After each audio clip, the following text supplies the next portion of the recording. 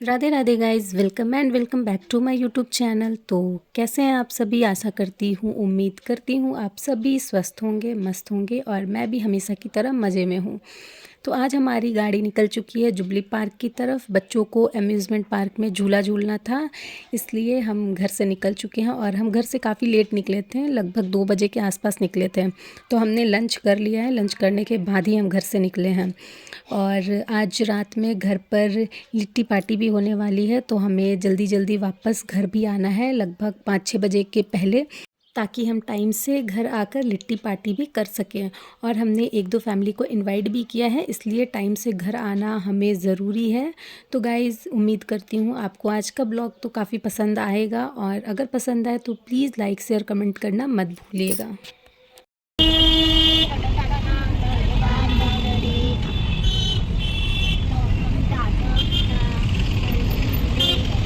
हम jubilee park पहुंच चुके हैं और आज पार्क में इतना ज़्यादा भीड़ है कि मैं क्या ही बोलूं। भीड़ देखकर मतलब हमें तो ऐसा लग रहा था कि हम यहीं से लौट जाएं तो बेटर रहेगा, लेकिन बच्चों के जिद के कारण हमें यहाँ से आगे बढ़ना पड़ा। और पार्किंग एरिया में गाड़ी पार्क करने का भी बिल्कुल भी जगह नहीं था। जैसे तैसे हमने 1-2 बाइक्स को इधर उधर एडजस्ट करके और अपनी गाड़ी को पार्क किया। गाड़ी पार्क करने के बाद जब हम आगे बढ़े और अम्यूज़मेंट पार्क के सामने आए तो यहाँ पर भी जो भीड़ देखने को मिला, मतलब बाहर तो फिर भी बहुत कम भीड़ था, लेकिन जब हमने टिकट कटवाए और टिकट कटवाने के बाद हम अंदर गए, 2-4 कदम ही हमने अंदर जब बढ़ाया तो हमने झूले के पास जो मतलब लाइन देखी झूले के लिए, झूला झूलने के लिए लोगों की लंबी लंबी लाइनें लगी हुई थी।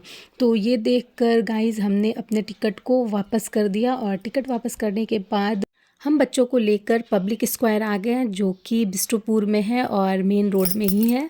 जो लोग जमशेदपुर के होंगे वो लोग पब्लिक स्क्वायर के बारे में जानते ही होंगे। यहाँ पर छोटे मोटे बच्चों के 1-2 झूले हैं, तो बच्चों को, क्योंकि बच्चे काफ़ी ज़िद कर रहे थे कि उन्हें झूला झूलना ही है, और वहाँ अम्यूज़मेंट पार्क में इतना ज़्यादा भीड़ था और इतनी लंबी लंबी लाइनें थी। भीड़ तो चलिए, भीड़ होने से भी कोई दिक्कत नहीं था गाइस, क्योंकि भीड़ चलिए पिकनिक सीज़न है, ठंड का मौसम है, तो भीड़ होते हैं पार्क में। लेकिन झूले झूलने के लिए जो लाइन थे, वो लाइन लगभग 60 70 लोगों की लाइन थी।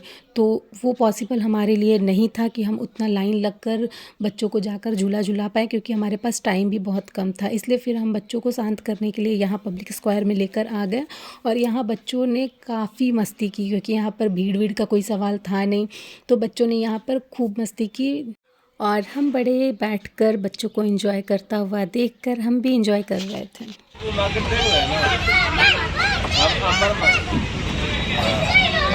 भानु काना झोला पर चढ़े, झोला पर चढ़े।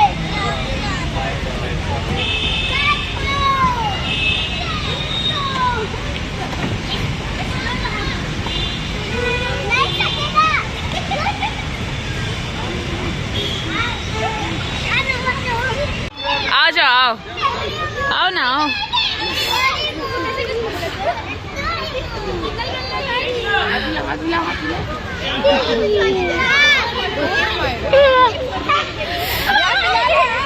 हाथ मिला ना, हाथ। आओ फोटो खींच दे।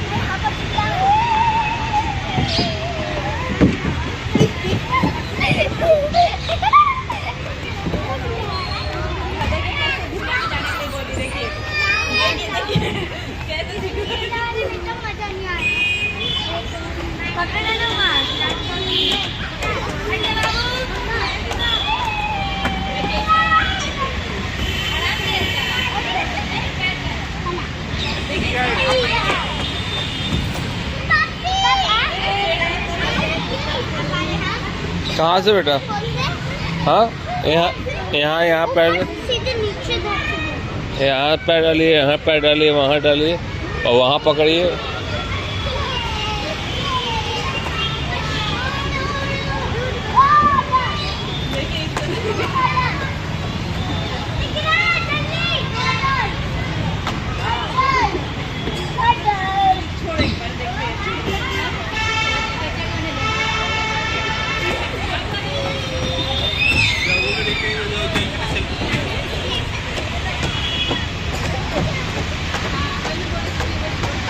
होल से अंदर जाना है वो।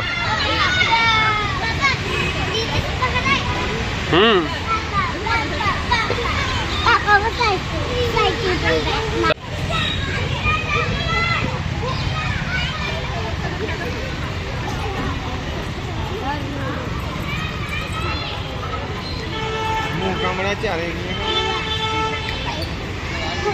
गिर जाओगी वहाँ जाओ।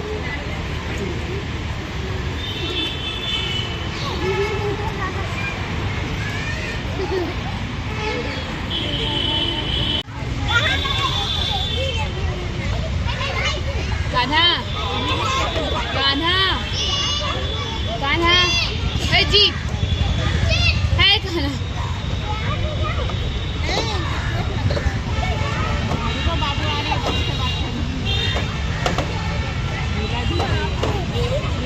बच्चों ने यहाँ पर काफ़ी इंजॉय किया, खूब सारी मस्ती की और अब लगभग वे थक चुके हैं, तो हम अब यहाँ से निकल रहे हैं और धीरे धीरे अब शाम भी होने वाली है, मतलब अंधेरा होने वाला है।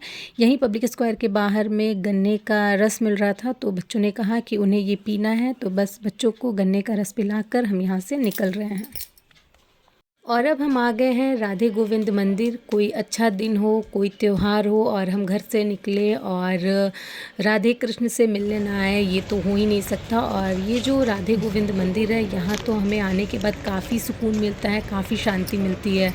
यहाँ बिल्कुल भी गाइस वैसा भीड़ नहीं होता है कि आप सही से राधे कृष्ण से मिल ना पाओ। आप यहाँ आकर यहाँ बैठ सकते हैं, उनके पास बैठिए, उनके सामने बैठिए, आपको बहुत ही सुकून महसूस होगा। इसलिए हम जब भी घर से बाहर निकलते हैं घूमने फिरने के लिए कम से कम, तो इनसे मिलने ज़रूर आ जाते हैं। आप भी दर्शन कर लीजिए और फिर हम ब्लॉग में आगे बढ़ते हैं।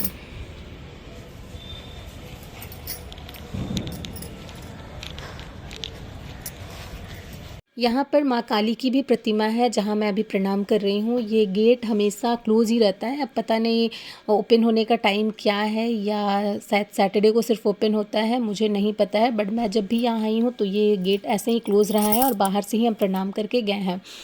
ये एक और जो स्थान है, ये भी माता रानी का स्थान है, बट मुझे नहीं पता कि ये कौन सा स्थान है, कैसा है, क्या है। बस हम यहाँ प्रणाम कर लेते हैं और यहाँ से निकल जाते हैं, क्योंकि मैं भी यहाँ अभी बहुत टाइम से नहीं आ रही, कुछ ही समय से आ रही हूँ, तो इसलिए मुझे इन सब चीज़ों का ज़्यादा नॉलेज नहीं है। तो अब हम सभी यहाँ से निकल रहे हैं और सामने मेरे पांडे जी, जिन्हें किसी से भी बात करने के बहाने चाहिए, मौका चाहिए। और ये आंटी जी जो है वो भी यहाँ पर राधा माधव के दर्शन करने आई थी और दर्शन करके वो हमारे ही आगे पीछे होकर निकल रही थी। तो बस वो पांडे जी के सामने आ गई और पांडे जी उनसे बातचीत करने लगे। और पांडे जी जब बात भी करते हैं तो मतलब फिर वो ये नहीं सोचते हैं कि कोई अनजान है या क्या है, बस वो बात करते ही चले जाते हैं। तो उन्होंने आराम से उन आंटी का 5-10 मिनट लिया और उनसे खड़े होकर बातें की, और बात करने के बाद फिर हम सभी वहाँ से निकल गए। निकलने के बाद बच्चों ने कहा कि उन्हें मोमोज़ खाने हैं, तो हम आ गए मोमोज़ के ठेले पर। ऐसे तो हम हमेशा ही जब भी स्ट्रीट फूड खाना होता है तो हम बिस्टोपुर में जो खाव गली है वहाँ पर स्ट्रीट फूड खाते हैं, लेकिन किसी ने हमें बताया था कि यहाँ विमेंस कॉलेज के सामने एक मोमोज़ का ठेला लगाता है और उस ठेले पर जो मोमोज़ होते हैं वो बहुत टेस्टी मिलते हैं। तो बस हम सभी भी यहीं पर आज ट्राई करने आ गए मोमोज़। और सच बताऊं तो गाइस, सच में मोमोज़ काफ़ी ज़्यादा टेस्टी थे। ऐसे मुझे मोमोज़ उतने पसंद नहीं है, पसंद क्या मतलब बच्चों के चलते खा लेती हूँ, लेकिन ऐसा नहीं है कि मुझे मेरा फेवरेट है या मैं स्पेशली कभी मोमोज़ मंगवाऊँ और खा लूँ या कहीं बाहर निकलूँ तो खा लूँ, ऐसा नहीं है। पर मुझे ये मोमोज़ काफ़ी टेस्टी लगे। अगर आप जमशेदपुर से हैं और अगर आपको बिस्टोपुर कभी आना जाना हो तो आप जाकर उस ठेले पर विमेंस कॉलेज के सामने मोमोज़ ज़रूर ट्राई करना। अब अंधेरा होने लगा और हम काफ़ी लेट हो गए। जैसा कि मैंने आपको पहले ही बताया था कि हमारे घर में आज लिट्टी का भी प्रोग्राम है, तो जल्दी जल्दी हम घर पहुँचे। जब मैं घर पहुँची तो मैंने देखा कि सासू माँ ने सत्तू वाला मसाला बना दिया था, तो मैं जल्दी जल्दी अपने रूम में गई और ड्रेस वगैरह चेंज करके मैं भागी किचन में आई, क्योंकि मुझे आटा गूँथना था। और आटा काफ़ी ज़्यादा गूँथना था, एक तो ज़्यादा आटा गूँथना था और ऊपर से जो लिट्टी का आटा होता है वो काफ़ी कड़ा होता है, इसलिए उसे गूँथने में भी टाइम लगता है। और आटा काफ़ी ज़्यादा था, तो मैंने तो 3 बार करके सारे आटे को गूँथे।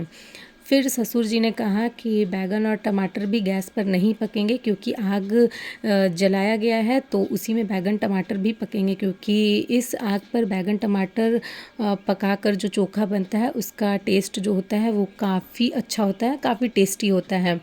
घर में 3-4 लोग मिलकर लिट्टी गढ़ रहे थे और ये रही मेरी बेटी जो कि थाली में करके लाकर बाहर रख रही थी। बैगन टमाटर पकने के बाद उसे घर में भेज दिया गया, तो मैं जल्दी मैंने मतलब चोखा बना दिया और चोखा चटनी मैंने बना दिया और बाकी लिट्टी सब लोगों ने मिलकर गढ़कर और सेक दिया। तो गाइज़ उम्मीद करती हूँ कि आपको मेरा आज का ये ब्लॉग पसंद आया होगा, और प्लीज़ पसंद ना भी आए तो भी लाइक शेयर कमेंट ज़रूर कीजिएगा ताकि मेरा हौसला बना रहे। एक तो मतलब इतने व्यूज़ कम आते हैं कि अब मतलब मैं भी सोचती हूँ कि मैं अब ब्लॉग बनाना छोड़ दूँ, बट फिर मुझे लगता है कि छोड़ो यार, कोई लाइक करे या ना करे, कोई देखे या ना देखे, मैं अपने टाइम पास के लिए वीडियो बनाऊँ, ब्लॉग बनाऊँ, तो इस वजह से फिर से मैं ब्लॉग बनाने लगती हूँ। तो चलिए मैं आप सभी से मिलूँगी अपने नेक्स्ट ब्लॉग में, तब तक के लिए आप सभी को बाय बाय, टेक केयर, जय माता दी, राधे राधे।